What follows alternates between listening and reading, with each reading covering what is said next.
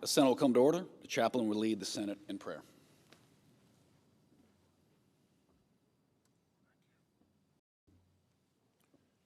Let us pray. Gracious Heavenly Father, we come before you today with hearts full of gratitude for your continuous blessings, unwavering love, and amazing grace. We ask that you would be with our lawmakers, keep them safe, faithful, and true. Lord, give them hearts to make a powerful impact upon the lives of their constituents. Use our senators also as they seek to make this nation a shining city upon a hill that will illuminate the darkness of our path ahead. Help them to understand that you are their sure foundation, their mighty fortress, and their shelter in the time of storms. Empower them as they seek to bring peace to our world. We pray in your majestic name. Amen.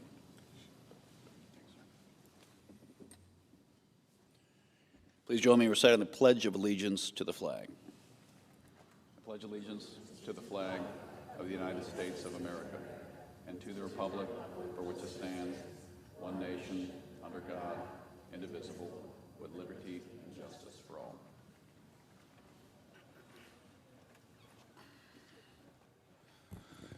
The clerk will read a communication to the Senate.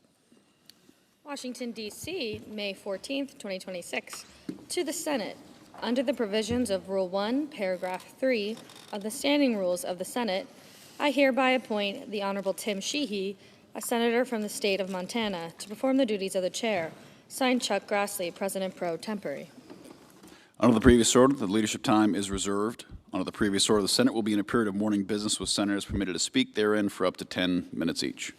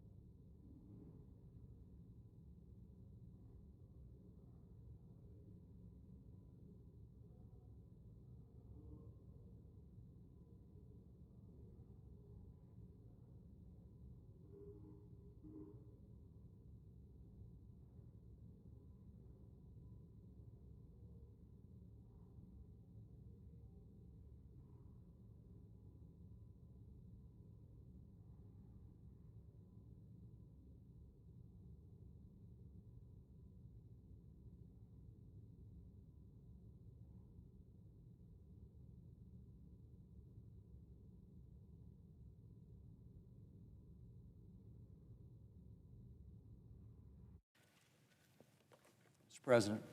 Majority Leader. Mr. President, last month a Sioux Falls, South Dakota police officer responded to a report of a weapons violation. While pursuing one of the suspects, the officer in question was ambushed by the other suspect and shot. Here in D.C. last month, law enforcement officers on duty at the White House Correspondents' Dinner responded when an individual darted through a security checkpoint with the intent of assassinating the president and members of his administration. One officer was shot, fortunately in the vest. The job of a law enforcement officer, Mr. President, is an unpredictable one. Of course, all of life has uncertainty, but when most of us depart our houses every day, we can be pretty certain that we will return that evening the same way we left that morning, in safety. Police officers, law enforcement officers don't have that same assurance. The job of a police officer is unpredictable. Some days might be very quiet, helping a stranded motorist, writing a speeding ticket, chatting with kids about police work at a school function. But other days, Mr. President, other days a police officer might respond to a call and be confronted with a gunman. And law enforcement officers never know what kind of day it will be. The Secret Service agent leaving her house in the morning doesn't know whether she will have to show herself between her principal and danger before nightfall. The sheriff's deputy serving a warrant doesn't know whether it will be a peaceful event or whether he'll confront a volley of bullets. And every day, men and women across this country embrace their jobs in law enforcement. They're born protectors who willingly shoulder the risks and dangers to keep them away from the rest of us. And this week, Mr. President, we honor them. This week, we observe National Police Week to honor the service and sacrifice of our nation's law enforcement officers. And tomorrow, we observe National Peace Officers Memorial Day, a day to remember the men and women of law enforcement who have given their lives in the line of duty. This year's Police Week resolution notes that in 2025, more than 200 officers were killed in the line of duty. 200 men and women who left their homes in the morning and failed to return to it at the end of the day. Greater love hath no man than this, that a man lay down his life for his friends. For these men and women, we were all their friends. Mr. President, as we honor the service and sacrifice of our nation's law enforcement officers, we also need to honor their families. Because their families also serve. They say goodbye in the morning to a husband or wife, a mom or a dad, a son or a daughter, with the knowledge always at the back of their minds that their loved one may not come home at the end of the day. And every year, for some law enforcement officers, that fear comes true. And this week and every week, we should remember them.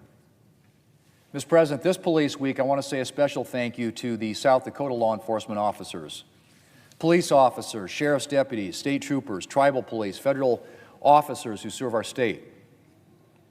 I'm grateful for all you do to keep South Dakotans safe. I also want to thank the officers of the Capitol Police who stand in guard in this building every hour of every day.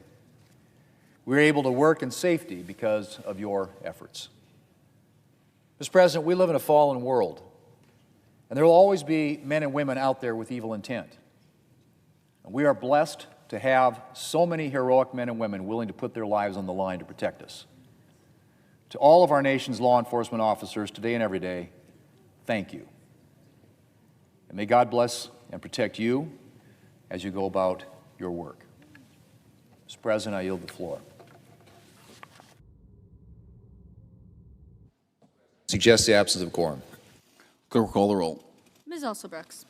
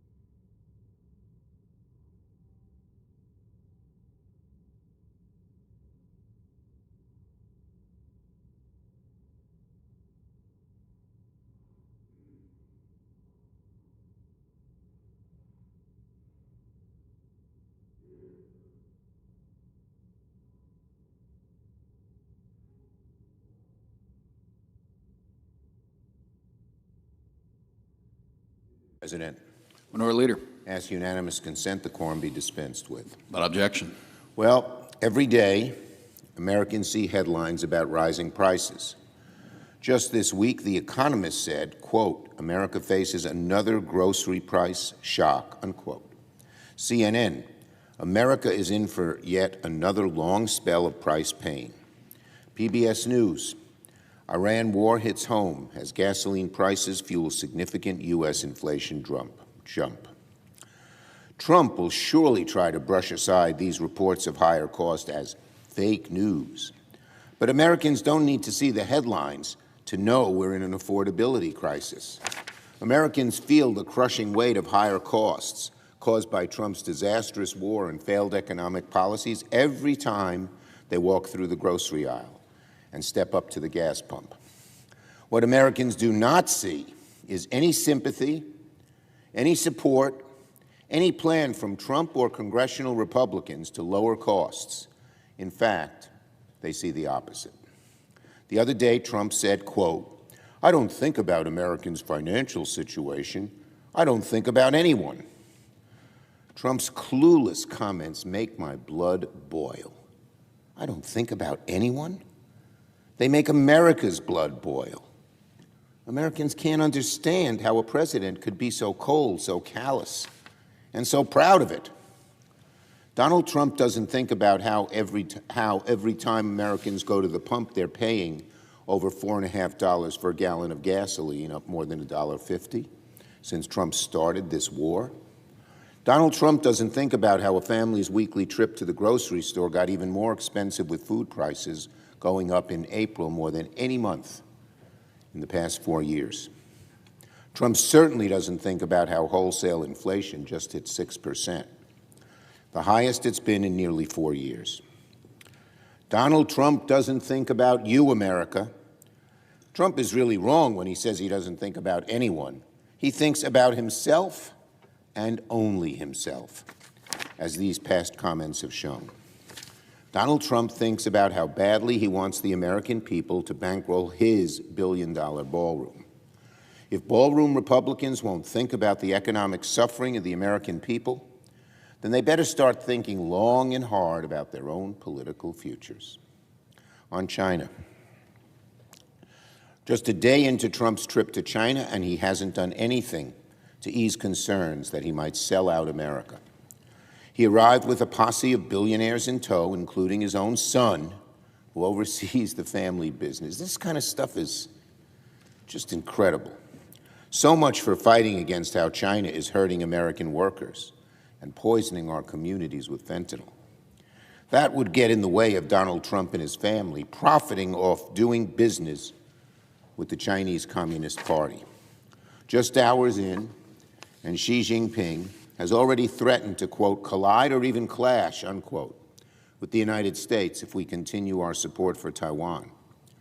Trump apparently didn't say anything in response. He was just mute. For the sake of democracy and the stability of the global economy, Trump must not sell out Taiwan.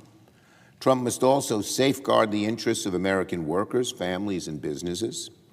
Trump is continuing to roll forward on selling AI chips to Chinese companies that are linked to the Chinese military, giving China access to this premier American technology, something we develop with our know-how, our entrepreneurship, our ingenuity, and just giving it away to China.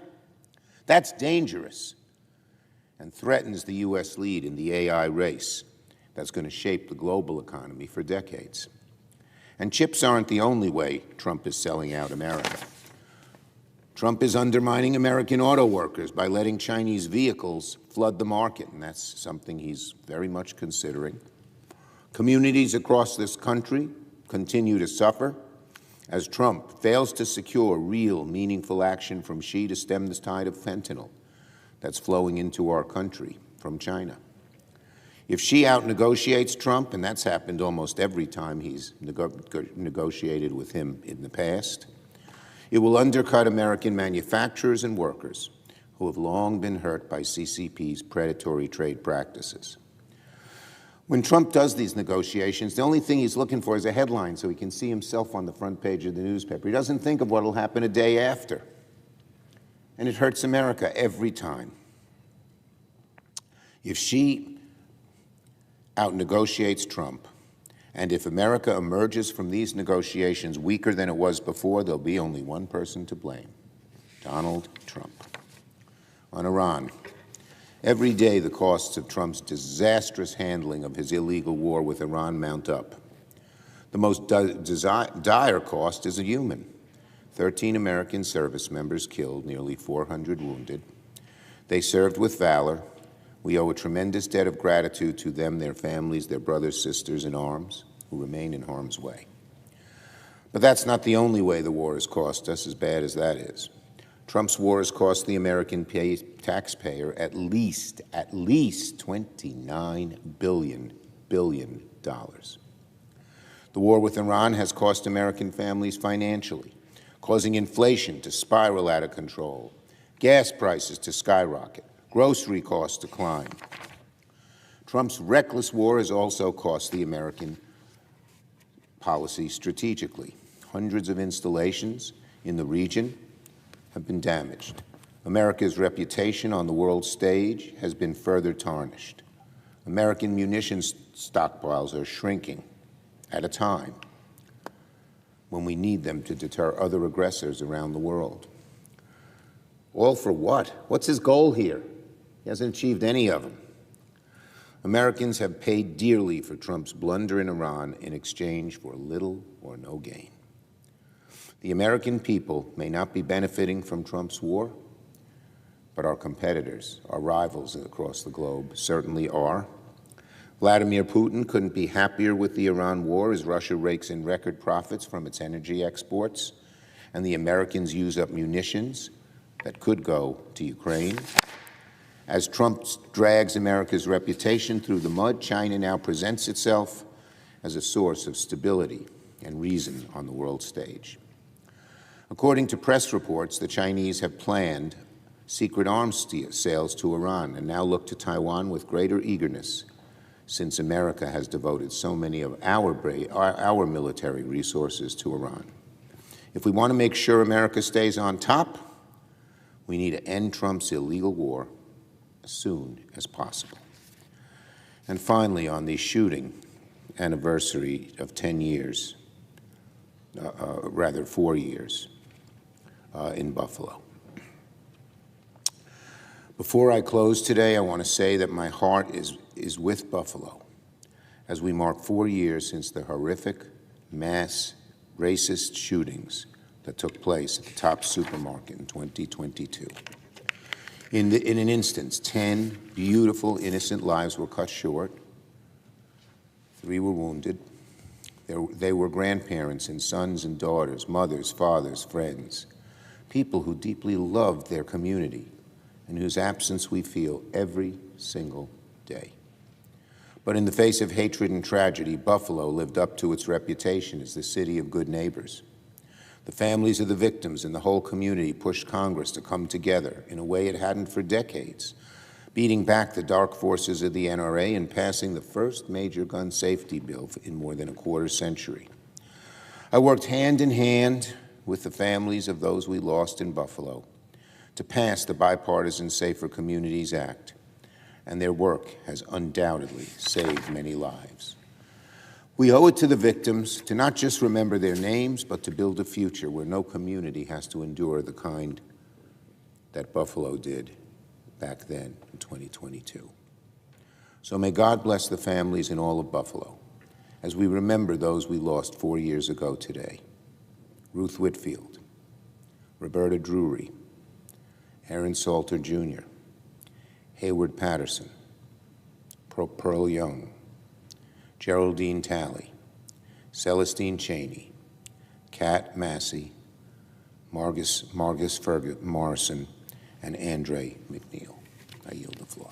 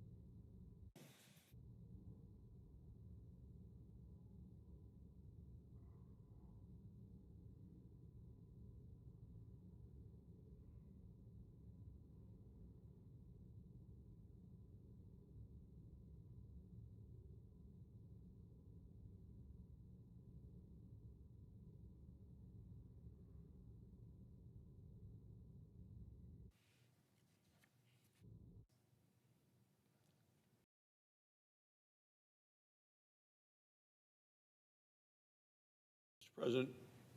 Majority Whip. Thank you, Mr. President. I come to the floor today to say that the people of Wyoming ask of Washington, D.C. one simple thing, and that is let us do what we do best. Let us power the country and let us feed the country. We've done it for generations, and we will continue to do it for generations to come. The American people want affordable energy. They want energy that they can use, that it's available to them, and it's reliable. Wyoming is America's energy breadbasket, and we produce 12 times more energy than we consume. Congress is currently discussing new mandates that would force more and more ethanol into our fuel tanks. The House voted on it just last night.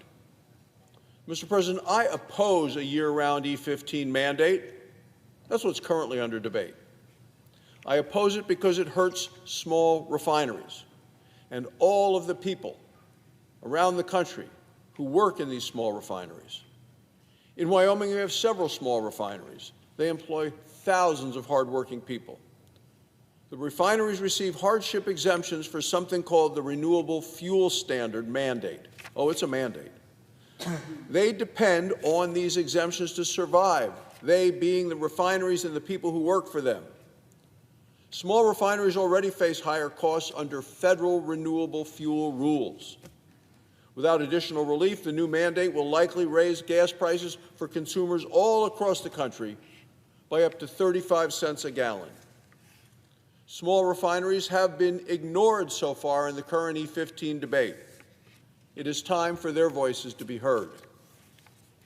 Affordable, available, reliable American energy never comes from a one-size-fits-all government mandate. It comes from regulatory certainty, from permitting reform, and it comes from people who are working hard every day like our Wyoming energy workers. My message is simple. Let Wyoming do what Wyoming does best. Now, the same principle applies to our ranchers. Americans want U.S. beef on their tables. Wyoming ranchers produce the very best beef in the world. Wyoming beef is safe. It is the highest quality. And, Mr. President, your home state of Montana is known for equal high quality and hard workers. It is our state's #1 cash crop, and I'm sure it is a high cash crop in Montana as well. Wyoming ranchers care for the land. We support our communities. We're great stewards of the land.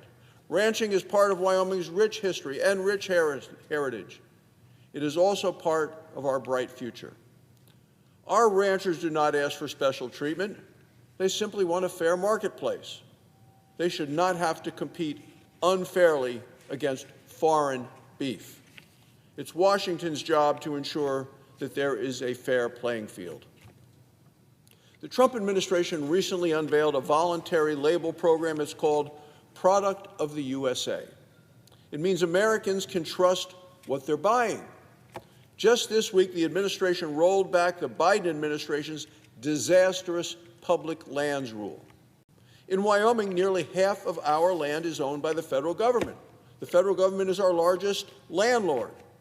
Federal law has long recognized the value of land that has multiple uses.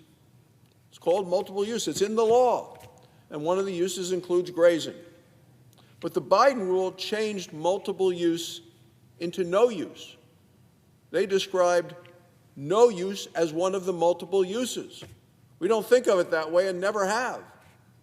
This was shut down. This was designed by the Biden administration to shut down federal grazing across the West.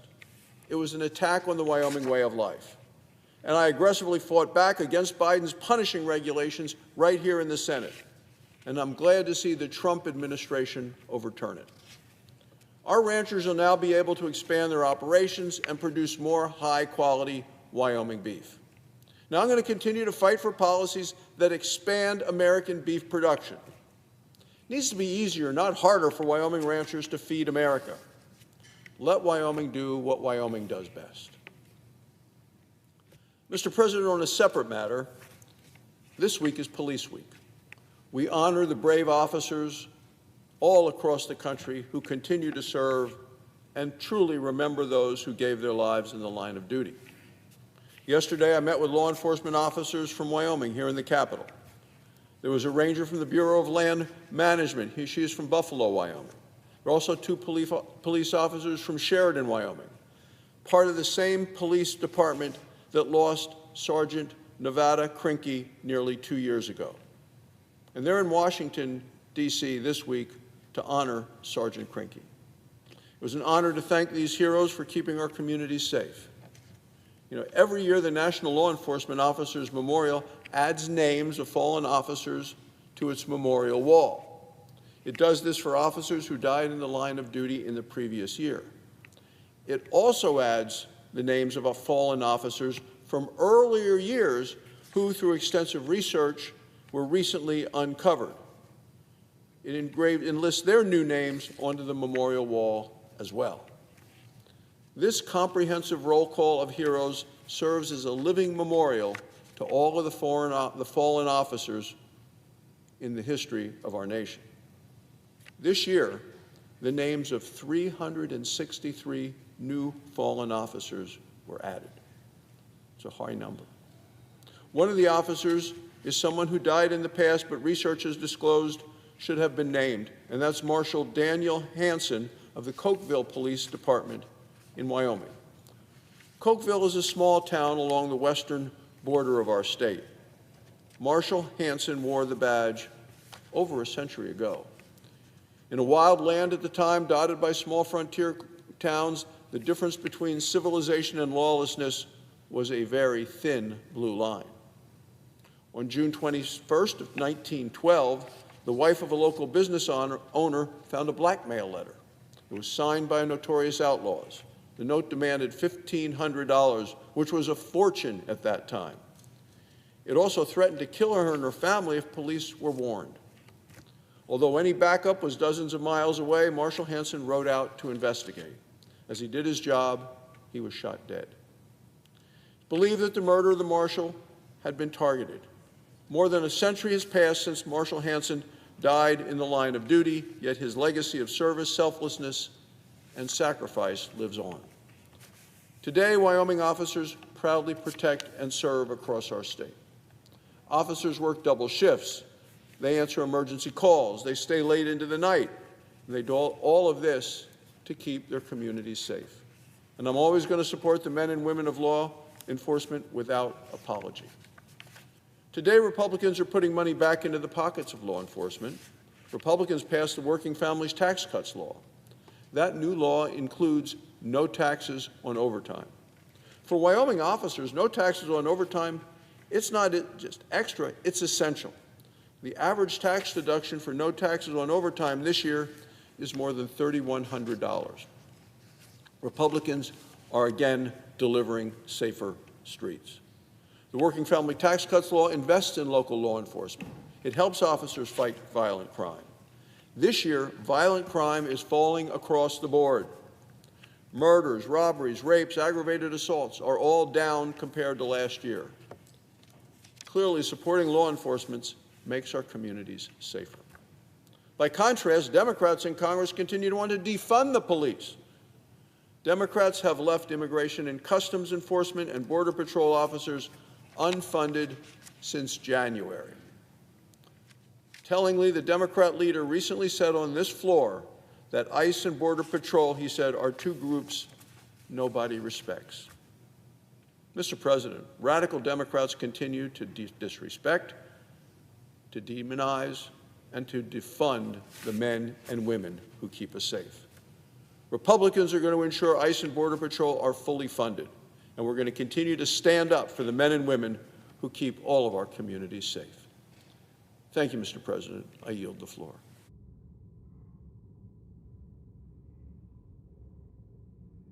Mr. President.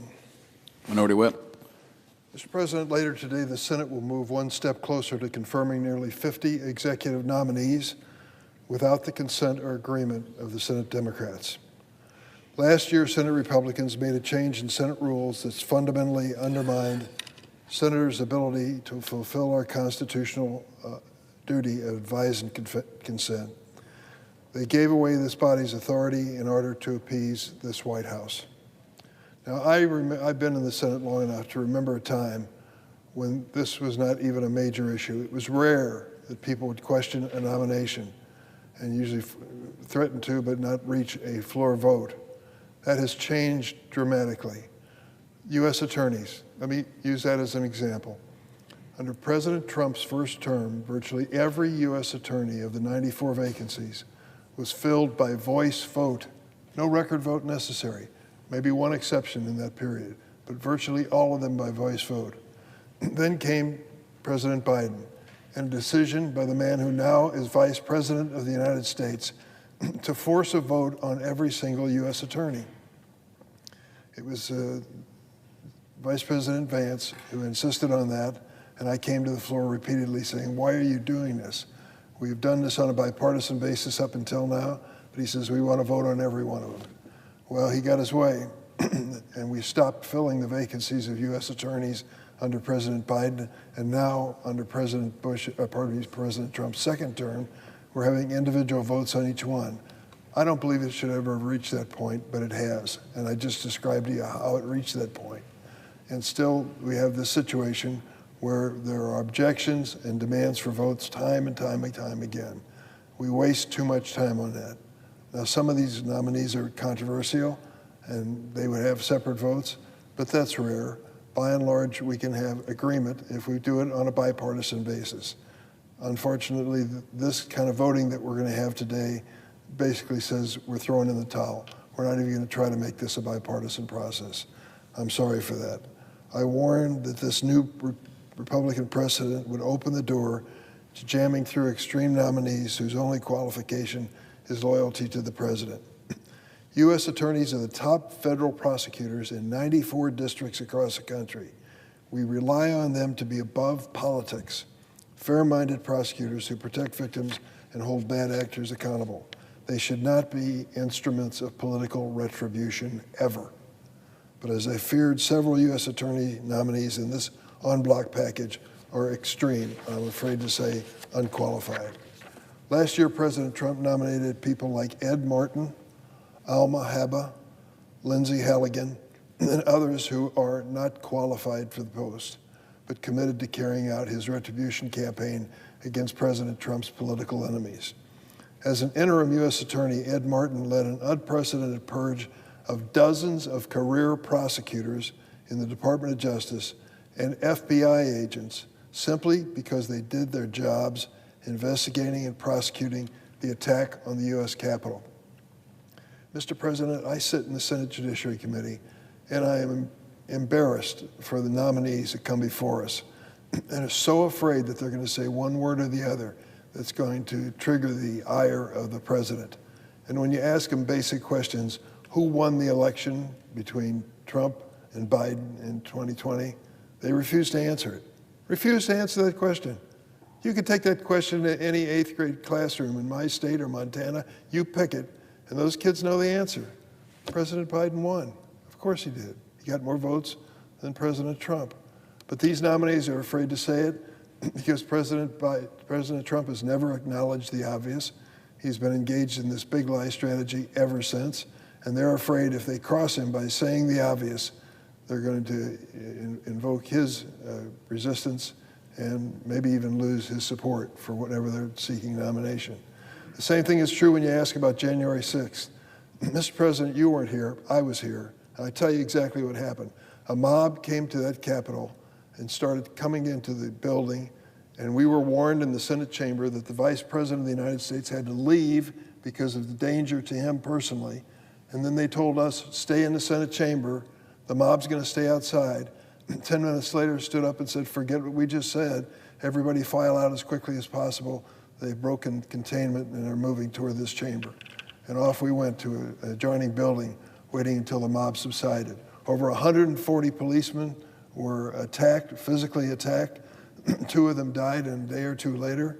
It was a serious moment, and these men and women risked their lives to protect us. And that happened, and it was all captured on videotape. We know what happened. As a result of that, some 1,500 people were arrested for their participation in this mob action, and some of them were actually sentenced to time in prison. What happened when President Trump was elected? Full unconditional pardon of every single one of them. Even those that were physically assaulting the policemen in the Capitol were given a full and unconditional pardon by President Trump. That's a fact. So when we ask these people who want to be lifetime appointments to the federal bench, what happened in the Capitol on January 6th? They say, oh, it was sunny and there was a little wind outside. Well, didn't you see the videotapes? Of course they did. But they're afraid to acknowledge what actually happened for fear that President Trump will turn on them. The latest is when we asked them in the 22nd Amendment to the Constitution, which says that a president can only serve 2 terms, we asked them a basic question. Now get this. President Trump is serving his 2nd term, right? Yes, he is. Can he run for a 3rd term? I'm sorry I can't answer that. That may be a question that comes before the federal court. Once again, take it to the 8th graders in my state or yours and ask them the basic question. How many terms can a president serve? 2. The Constitution says it, and the president's in his 2nd term. They're afraid to say that for fear that this president will try somehow to enter into a 3rd term in office. I can't imagine how he would, but they're afraid to answer the questions. Those are the kind of nominees that we're getting before the Senate Judiciary Committee. I have never seen in 20 years service on that committee people who are such an embarrassing position that they embarrass themselves, their families and friends who've gathered for them and refuse to answer fundamental basic questions about the Constitution. I've just never seen anything like it. Ed Martin led an unprecedented purge of all the people that I mentioned earlier. He tweeted from the Capitol on January 6th, the day of the insurrectionist mob. I want to quote him, Ed Martin. Like at Mardi Gras today in D.C. Today, love, faith, and joy. Ignore the fake news. Dismiss the violence of the January 6th rioters, Martin said, quote, we have to have less judgment on somebody who hits a cop. I want to repeat that in Police Week because we're all bipartisan. Salute to our men and women in law enforcement. Ed Martin, one of the top guys in the Trump administration, said in reference to what happened on January 6th in this building, quote, we have to have less judgment on somebody who hits a cop. Get out of here. This man is at the highest level of the Trump administration. Although his nomination failed to advance, President Trump continues to nominate people like Martin who defend January 6 rioters and embrace the big lie that the 2020 election was stolen. It is even more of an outrage that during Police Week, when we honor law enforcement's bravery, service, and sacrifice, Senate Republicans are poised to confirm nominees who continue to spread fabrications about the police officers who protected me and other members of the Senate, Republican and Democrat, from the violent mob on January 6th. Take Darren Smith. Darren Smith, nominated to the District of Wyoming. He stood by his radical and dangerous view that Vice President Pence should not have certified the results of the 2020 election. Smith was on the Capitol grounds on January 6th. This nominee for judgeship was on the Capitol grounds on January 6th, made the reprehensible claim, listen to this. This is what Smith said. Hundreds of Capitol police officers who risked their lives that day were guilty of, quote, massive incompetence. Smith blames the police for what happened on January 6th. Without evidence, he claimed that rioters who breached the Capitol were victims of entrapment. 1,500 victims of entrapment.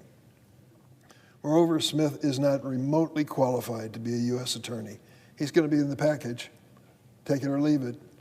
Prior to becoming interim U.S. attorney, he had no courtroom or litigation experience whatsoever. None. And Smith's lack of experience has had real-world consequences. At least 7 criminal defendants have filed motions to dismiss charges brought by Smith because he told members of a grand jury that the defendants were, quote, murderers, close quote, and that every case before them involved, quote, bad people, close quote. Even the Wyoming U.S. Attorney's Office has admitted Smith's irresponsible and unprofessional comments were, quote, ill-advised. That's the word they used, ill-advised.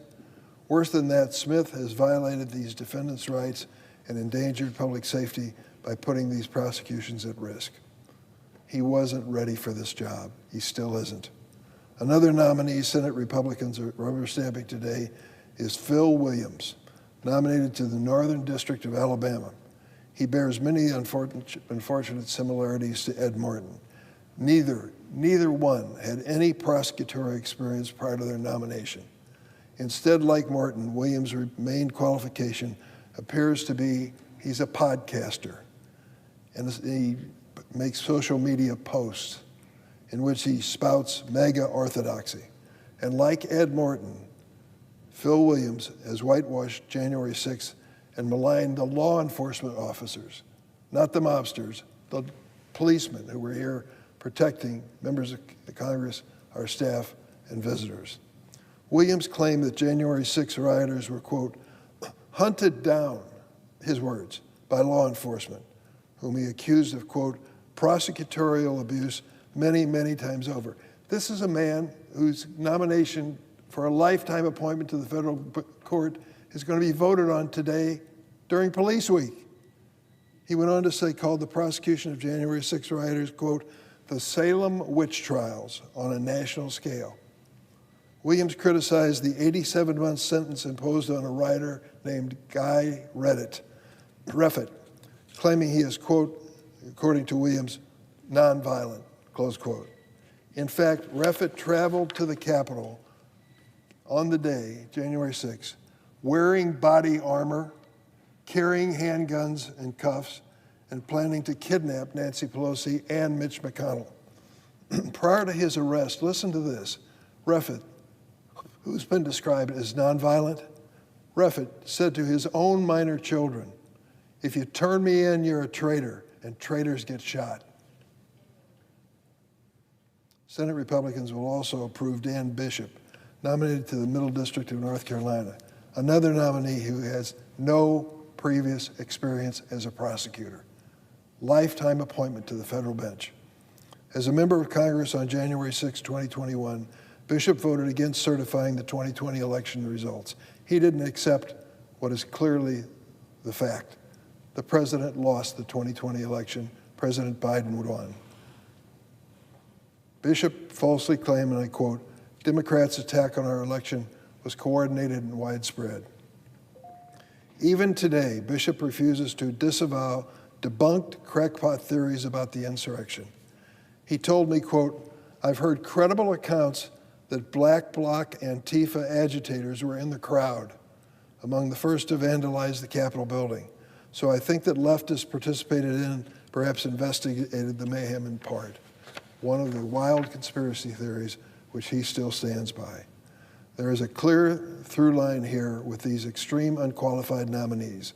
Their MAGA loyalty all but guarantees they will use their post in the U.S. Attorney's Office to go after the president's political opponents. President Trump has nominated these January 6 apologists for another equally concerning reason. He wants to make the case that the 2020 election was stolen to justify interfering in the 2026 election. And he wants loyal foot soldiers in the U.S. Attorney's offices who will help him carry out this mission. Confirming these nominees to top law enforcement positions, particularly given their attacks on police officers simply for doing their jobs on January 6, is disrespectful to law enforcement, even more so during Police Week. I urge my colleagues today, when this package comes before us, oppose these nominees. And because this rancid package of nominees is a take it or leave it on nearly 50 nominees, by all means, leave it. I yield the floor.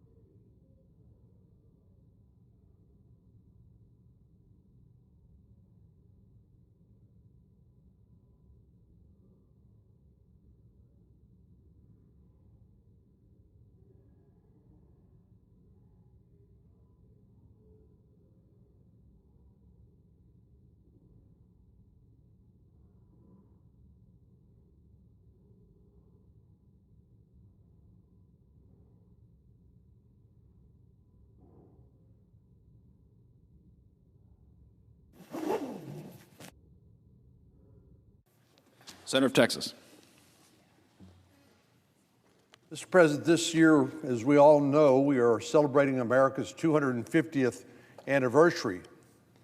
This, of course, is an opportunity for all of us to reflect with gratitude on the many liberties and freedoms that we enjoy, fundamental freedoms not enjoyed by most of the rest of the world, all of which help make America an exceptional nation. America is a country envied by millions or perhaps billions of people around the world who long to experience the liberties we too often take for granted here at home. But it's also true that many countries do not share our values.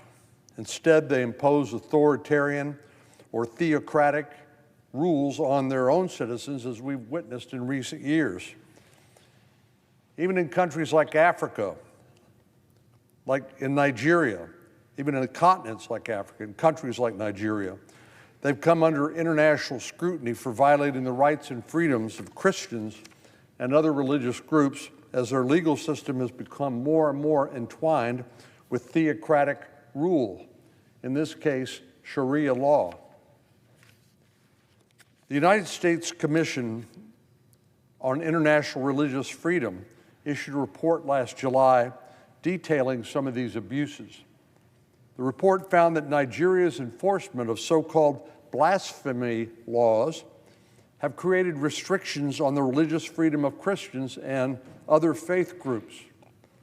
Nigeria's constitution grants authority to local governments to adjudicate their laws through Sharia or religious courts. And in some places, this has resulted in the charging and fining and imprisonment of non-Muslims. 12 states in northern Nigeria have been permitted to implement laws derived from a Sharia framework criminalizing blasphemy. They've also enforced Sharia-based code punishment that utilizes corporal punishment, including amputation and stoning for certain offenses. Some state governments in Nigeria have thrown several people into prison for violating blasphemy laws, including a Christian nurse and a humanist who were both released last year. Several more remain in prison to this day under similar charges, with some even sentenced to the death penalty.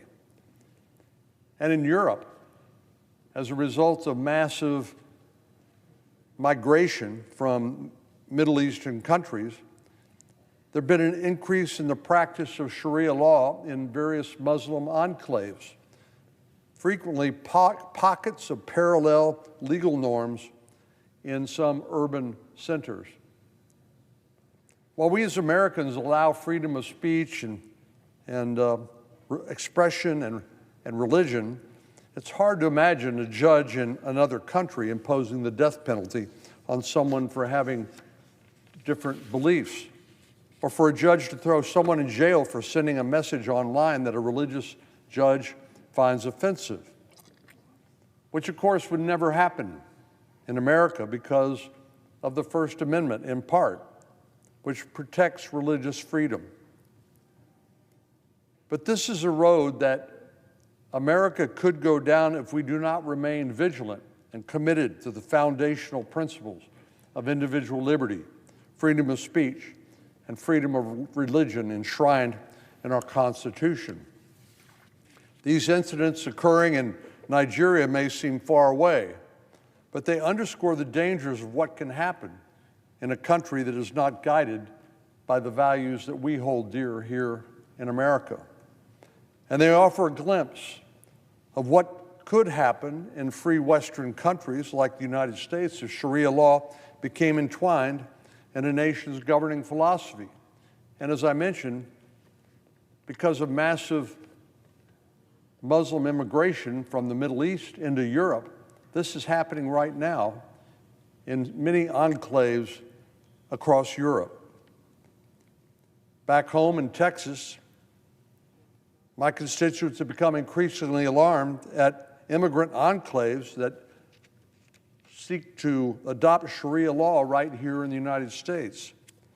Last summer, a group of individuals attempted to create a Sharia law compound in Josephine, Texas, known as the East Plano Islamic Center, otherwise known as Epic City.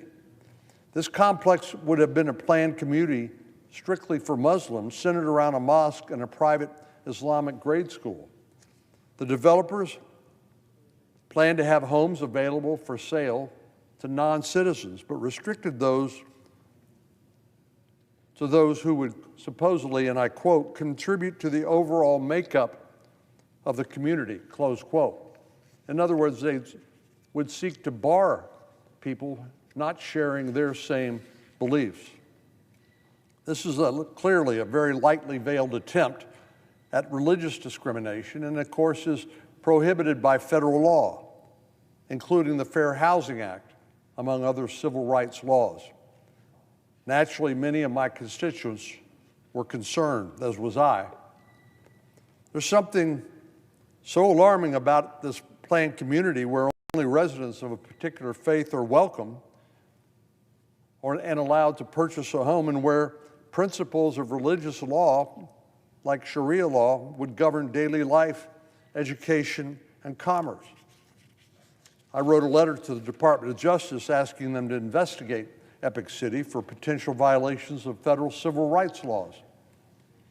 Governor Abbott has been instrumental in making sure that this planned community will never come to fruition, and I'm thankful for his leadership and remain committed to ensuring that Texas does not ever allow such a community to be created. Furthermore, I plan to introduce legislation here in the Senate to ensure that any attempts to impose or adopt religious law, including Sharia, never become realized. Our country was founded on principles of liberty, equality, freedom of religion, and freedom of speech. We cannot shrink from these ideals by allowing certain individuals to advocate or embrace Sharia law, nor can we allow advocates for Sharia law to enter our country and actively work to undermine our Constitution. Mr. President, we welcome legal immigrants from around the world, regardless of religious belief, who want to become Americans through a legal, orderly process. But we want Americans in name, not just in name only, but in terms of their willingness to embrace the very values ensconced and protected by our Constitution. We want them to become fully assimilated as Americans, as America always has. By recommitting ourselves to our Constitution and to our founding principles, our country will see another 250 years of liberty and justice for all. Mr. President, I yield the floor.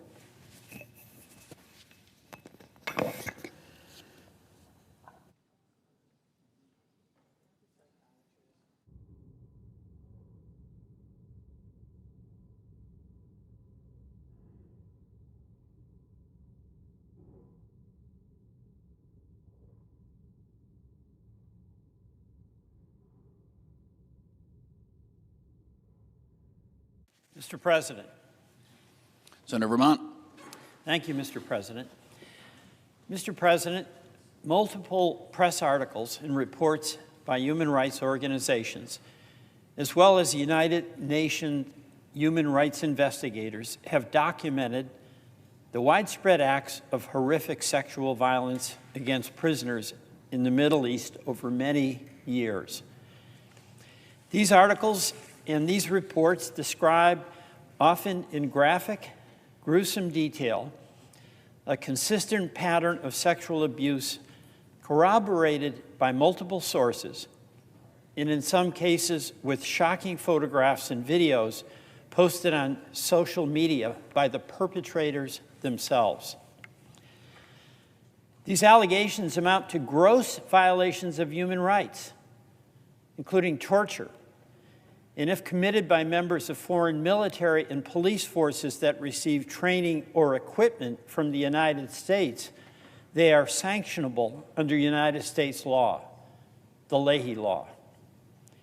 In Egypt, Allegations of acts of systemic sexual violence against prisoners are not new.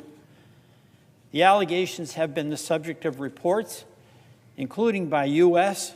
and Egyptian human rights organizations and the Department of State for many years.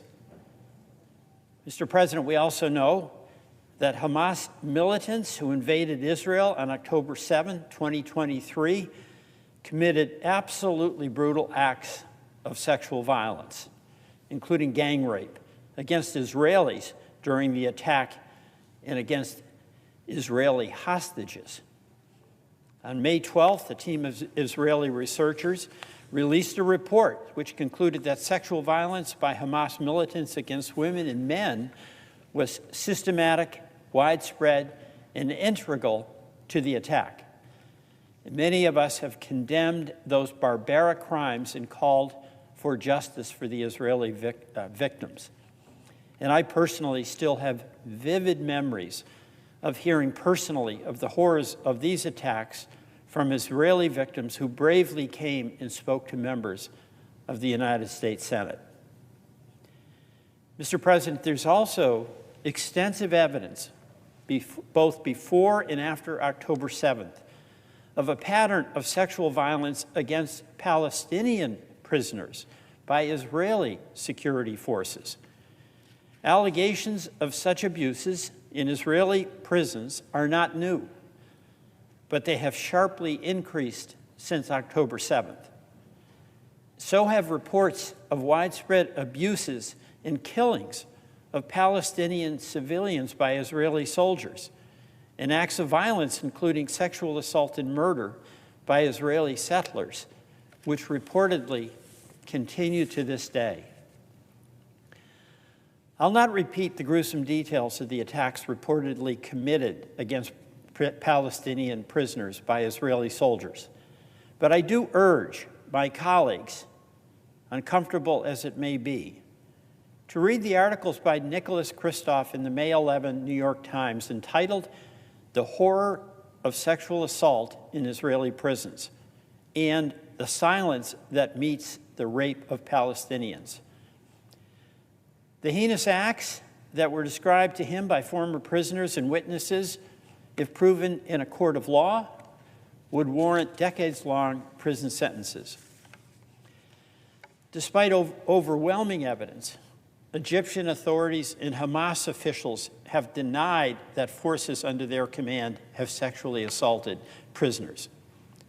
Likewise, Israeli authorities, including Prime Minister Netanyahu, while rightly condemning Hamas's acts of sexual violence, dismiss out of hand the reports of similar acts by Israeli soldiers as fabrications.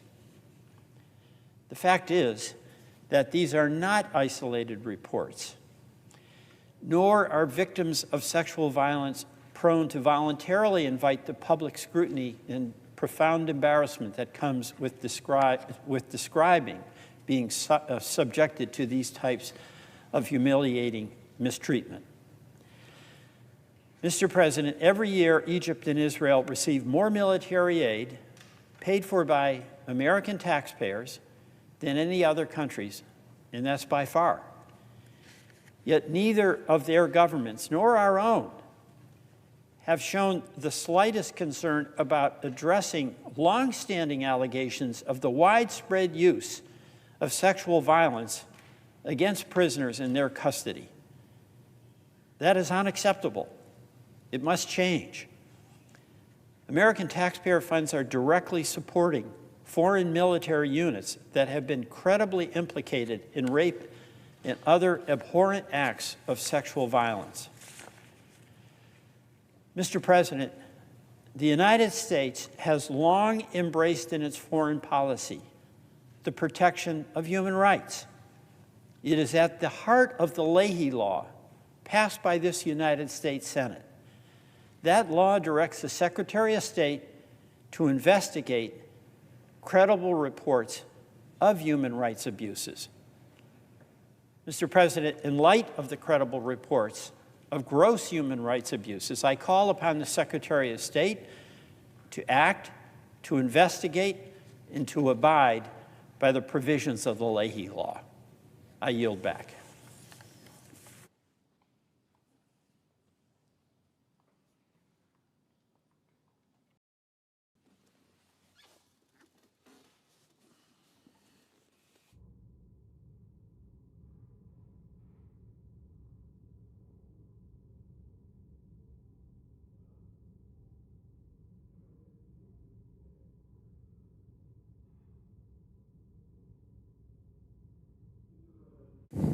Senator Vidiana.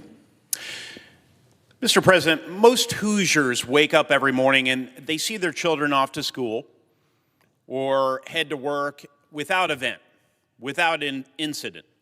They live in safety because a select few of their fellow citizens willingly forfeit their own safety. May 10 to 16 is National Police Week. And it's a useful reminder for all of us of what we owe our law enforcement, particularly our Indiana law enforcement officers, and what more we can do for them. You see, our police officers, Mr. President, are the thin blue line between order and chaos. The men and women who wear the badge are our guardians of peace who willingly stand in the way of all sorts of threats to their communities and to our interests.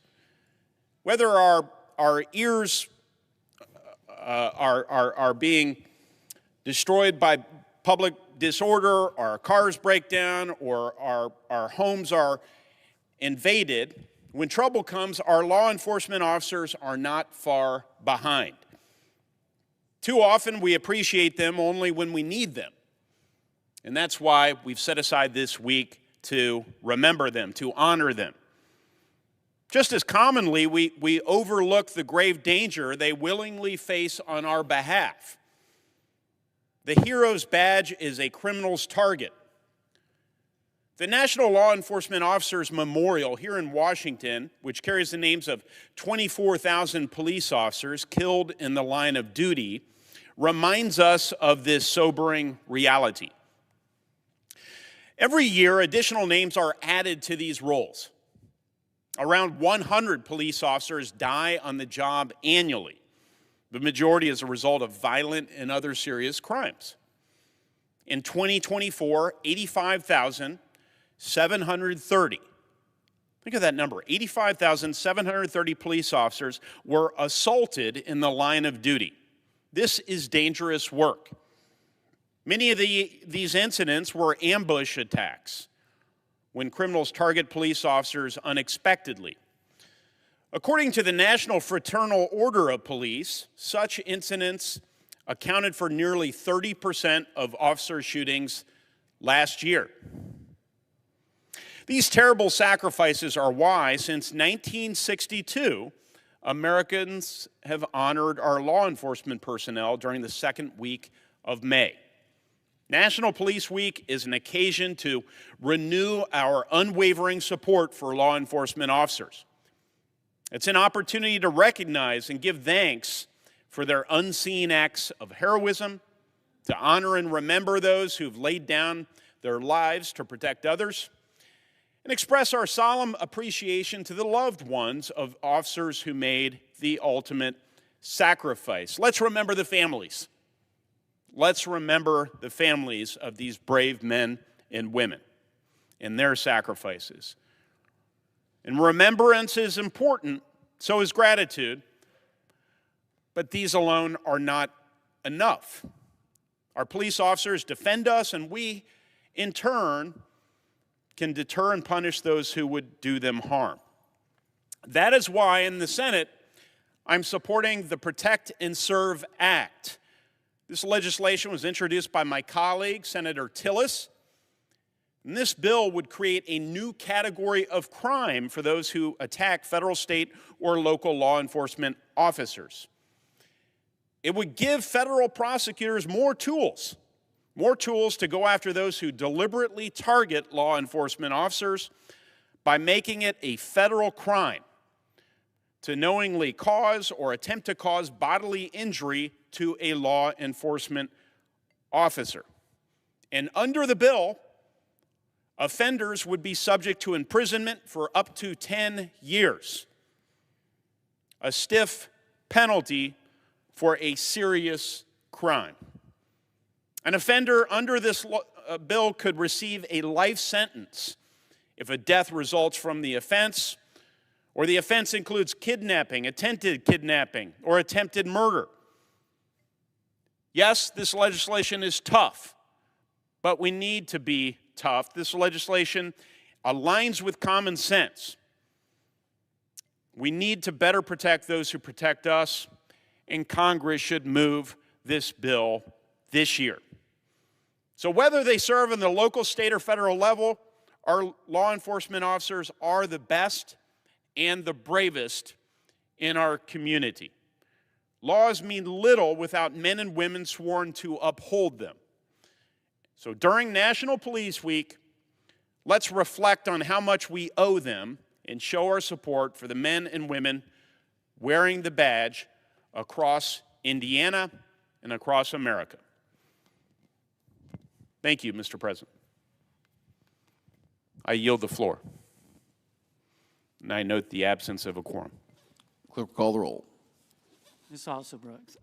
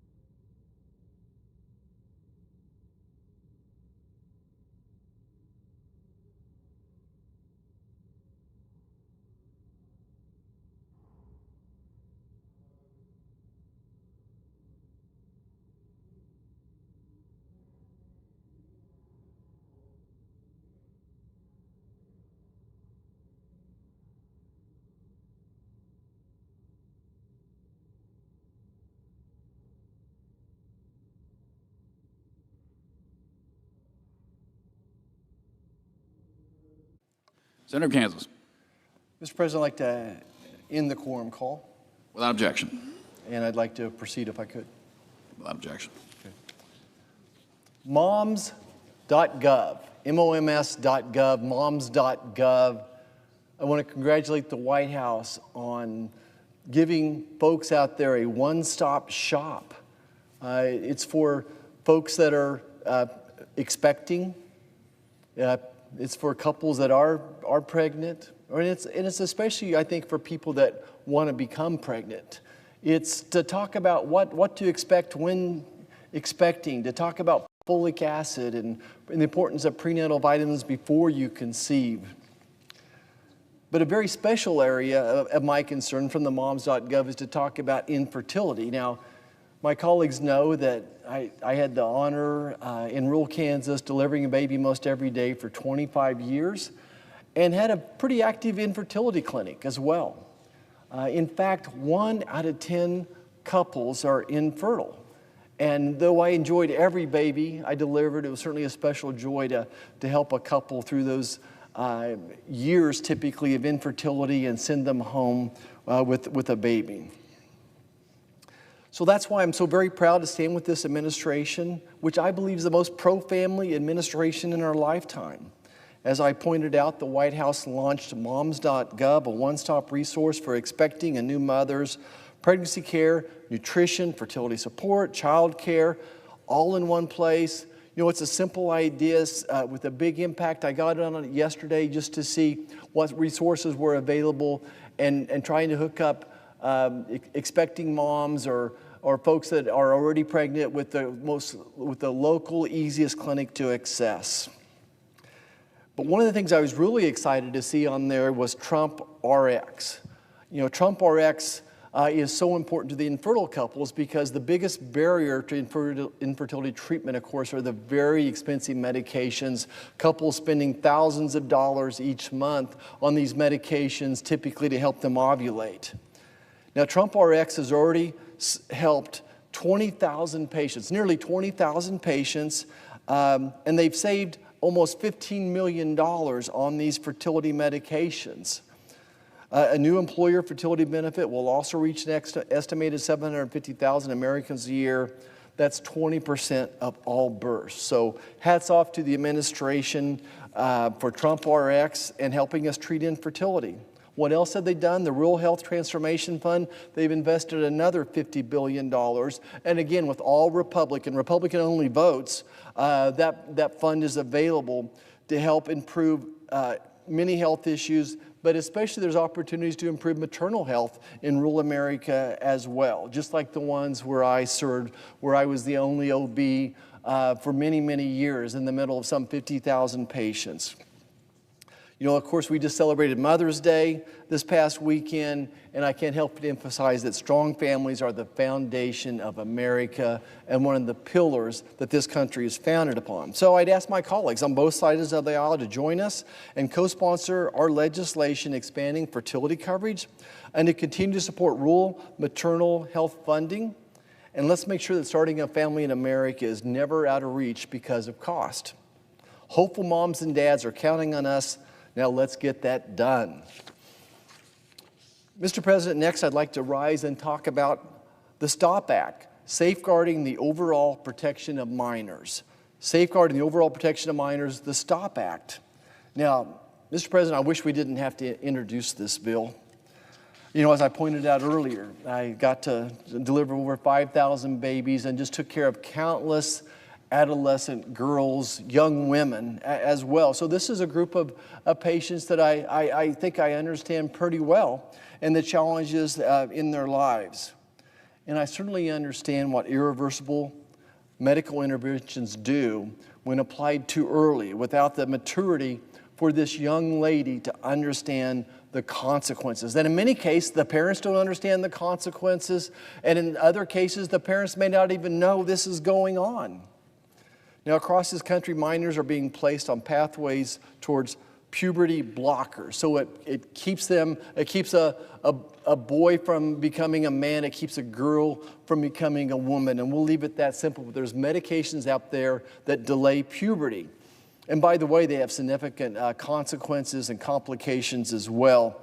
Others are given cross-sex hormones, and again, these are irreversible. Once a woman starts growing a beard, even though she stops the hormone, chances are that beard's going to continue. If it's caused her to have male baldness, that's probably likely to never return to normal as well.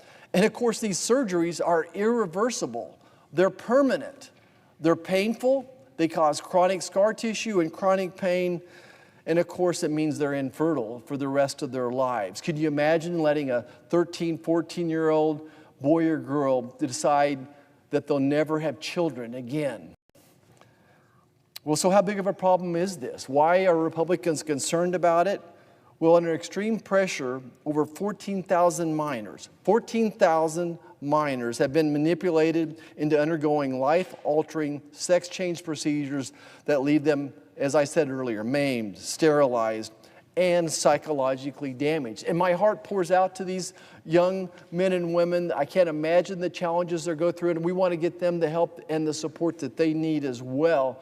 But these irreversible surgeries and medications are not the answer. Instead, they're going to complicate the situation. Look, this isn't, this practice of transgender surgeries and medications, it's not medicine, it's not caution. In fact, these actions are not medical care, they're child abuse. Think about it. Think about that. Who can argue with me that this isn't child abuse? And sadly, I think when the history books are written hundreds of years now, this may be the darkest chapter in the history of medicine.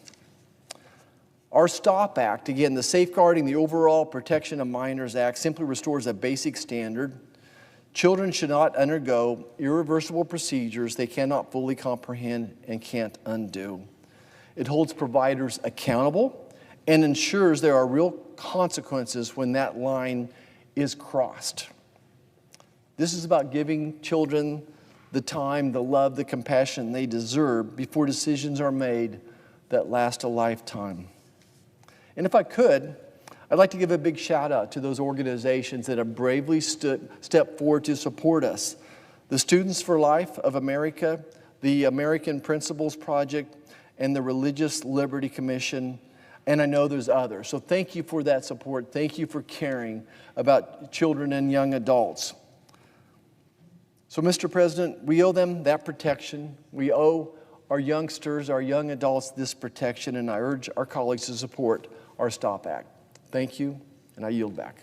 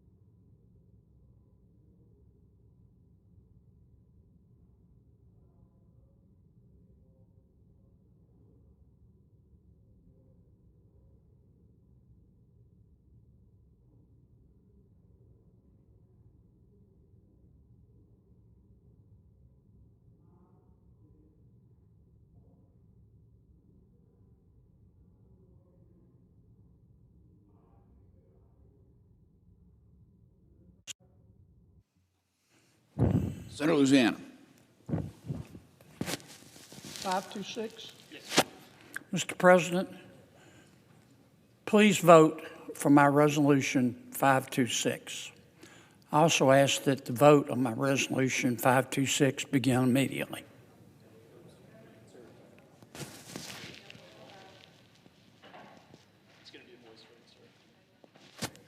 I withdraw that motion, but I still want you to vote for my resolution 526.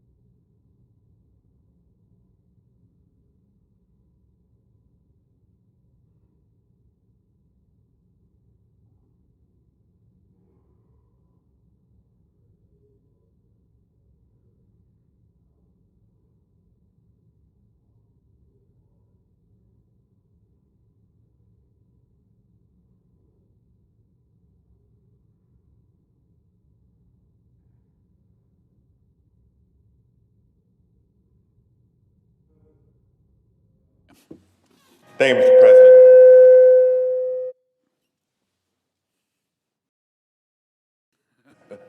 Thank you, Mr. President.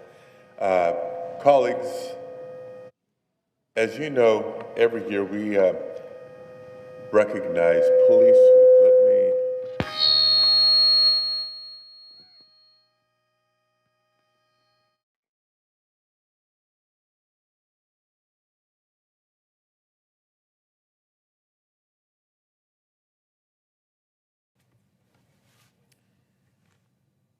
Mr. President.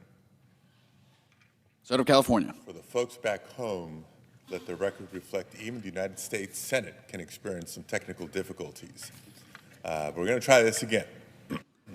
Colleagues, as you know, every year we are honored to recognize Police Week with thousands of officers from across the United States descending here in the nation's capital to honor those who have fallen in the line of duty.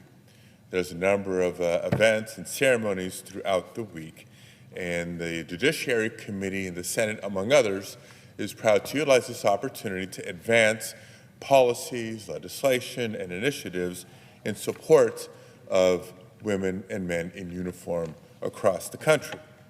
And I personally am honored to work closely with state and local law enforcement agencies in my home state of California and to advance their efforts by strengthening partnerships with federal support. Earlier today, we considered a slate of bills in the Senate Judiciary Committee that would do just that by improving law enforcement and supporting safer communities. Proud to say a series of bills came out with overwhelming, mostly unanimous, bipartisan support. That's the Judiciary Committee. In the Senate Rules Committee, Chairman McConnell and I have the particular special responsibility of overseeing the United States Capitol Police and ensuring that they don't just have the right policies in place to do their job, but advocating for the proper resources for Capitol Police to do their very important and unique job, and not just protecting the Capitol complex as a campus, and not just us as members of Congress, and not just our staff, but visitors to the Capitol, and the Capitol as an icon of our democracy for current and future generations. It's a big job, and the women and men of the Capitol Police Department do their jobs well. After all, Congress is the first branch noted in the Constitution. So I'm grateful for what they've achieved over the course of years, certainly in recent years in the wake of January 6th. But as big as their job is, they find themselves in need of reinforcements, and they're working hard to address some staffing shortages. It's not just by the numbers. Let me quote Chief Sullivan, Chief of the Police for the Capitol Police, who has shared in testimony recently, quote, "We simply must continue increasing staffing levels." And he made the reasons for this quote very clear. Quote, "The implementation of additional security measures on the Capitol complex, combined with the need to surge resources to address the recent rise in threats, has overextended the department's traditional staffing model." So, in the bigger picture, the longer term, we need to do more to improve recruitment and retention of Capitol Police officers. But today, colleagues, I offer a modest step that we can take. Currently, the federal law enforcement retirement age is 57, but the Capitol Police Board can increase that up to 60 for officers who may wish to continue their service, to extend their service. We're talking about officers who have served for a long, long time and have a tremendous amount of institutional memory, experience, and expertise. They offer immense value to the department. Senator McConnell and I have a bill to increase that retirement age of the Capitol Police Board to be able to extend the retirement age to 62 instead of the current 60, allowing us to all benefit for a few more years for those veteran officers with their experience and expertise who desire to continue to serve. This is voluntary, but an important element to what the Capitol Police does and needs. The House unanimously passed a bill just recently, a very similar bill, and after some bicameral and bipartisan discussions, I hope to see this measure signed into law. The Capitol Police Union, as well as the department, support this step, and I believe it deserves unanimous support from the Senate. So that being said, Mr. President, I ask unanimous consent that the Senate proceed to the immediate consideration of S. 4530, which is at the desk. Clerk will report. S. 4530, a bill to amend Chapters 83 and 84 of Title V, United States Code to authorize an increase of the retirement age for members of the Capitol Police. Without objection, the Senate will proceed to the measure. Mr. President, I ask unanimous consent that the bill be considered read a third time and passed, and that the motion to reconsider be considered made and laid upon the table. Without objection, so ordered. Thank you very much, Mr. President.